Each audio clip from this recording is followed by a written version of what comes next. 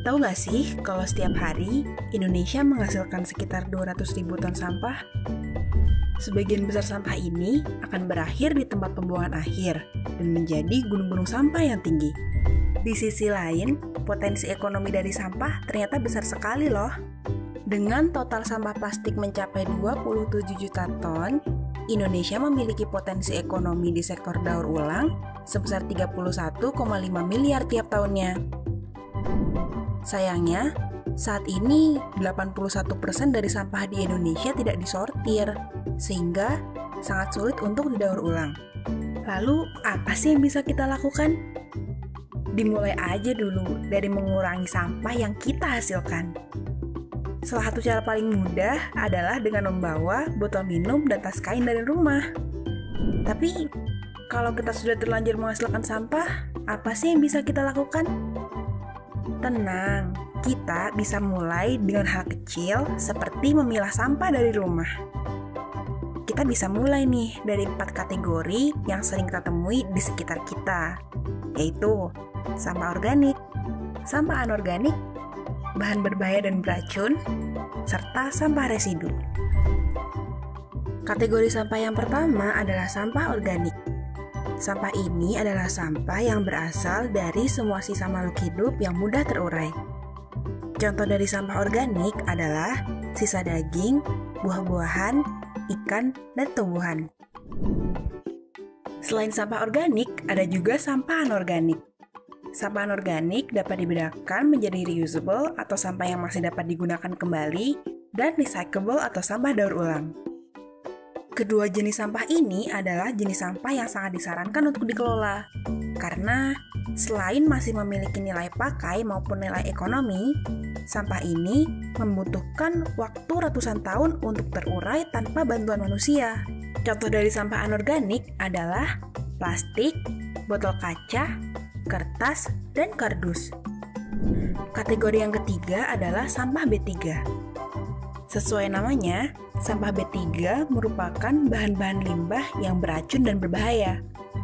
Contoh dari sampah ini adalah baterai bekas, obat kadaluarsa, kemasan terkontaminasi limbah B3, serta bahan-bahan lain yang bersifat mudah meledak, mudah terbakar, maupun mudah bereaksi.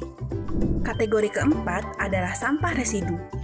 Sampah residu merupakan sampah-sampah yang tidak bisa dimanfaatkan maupun daur ulang kembali.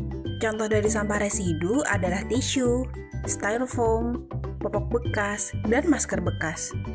Setelah tahu mengenai kategori sampah, ayo kita belajar bagaimana cara memilah sampah. Langkah pertama adalah sediakan wadah untuk menampung sampah. Pastikan kalian menyiapkan 4 wadah ya untuk memudahkan kalian memisahkan sampah. Wadah pemilahannya nggak harus berupa tempat sampah loh, tapi bisa juga berupa berbagai barang bekas yang tidak terpakai, seperti karung dan kardus bekas. Setelah sampah-sampah tersebut terpilah, lalu apa lagi ya yang harus kita lakukan? Untuk sampah organik, kamu bisa mengolahnya menjadi pupuk kompos.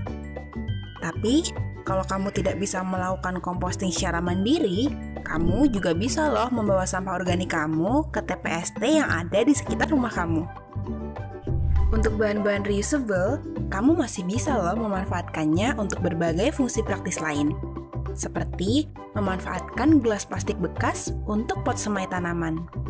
Untuk bahan-bahan recyclables, kamu harus pastikan bahwa sebelum sampah-sampah tersebut didaur ulang, sampah tersebut harus dalam keadaan bersih, kosong, dan kering agar tidak mengundang hewan ataupun serangga. Kenali pengepul atau bank sampah di areamu untuk mengetahui jenis sampah apa saja yang bisa didaur ulang. Terakhir, untuk sampah residu, kamu bisa membawanya ke tempat pembuangan akhir yang ada di sekitar rumah kamu. Sementara untuk sampah B3, kamu bisa membawanya ke TPST 3R yang ada di areamu agar disalurkan ke tempat pengolahan limbah. Nah, sudah kebayang kan?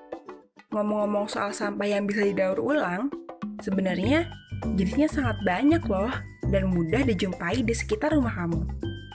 Tapi gimana ya kalau kamu belum familiar?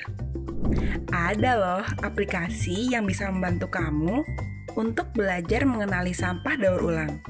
Swai adalah aplikasi berbasis kecerdasan buatan dari Gringo yang bisa membantu kamu belajar mengenali recyclable item di sekitar kamu. Selain fitur identifikasi, Swai juga mengajak kamu untuk berkontribusi dalam melatih aplikasi ini supaya lebih pintar lagi. Dengan mengikuti misi dan mencoba berbagai fitur Swai, kamu bisa mengumpulkan poin yang bisa kamu tukarkan dengan berbagai hadiah menarik loh. Ayo, download aplikasi Swai di Play Store dan cobain fitur-fiturnya. Ingat, dengan kamu memilah sampah dari rumah, kita bisa menyelamatkan Indonesia dari timbulan sampah. Jadi, tunggu apa lagi? Yuk pilah sampah dari rumah!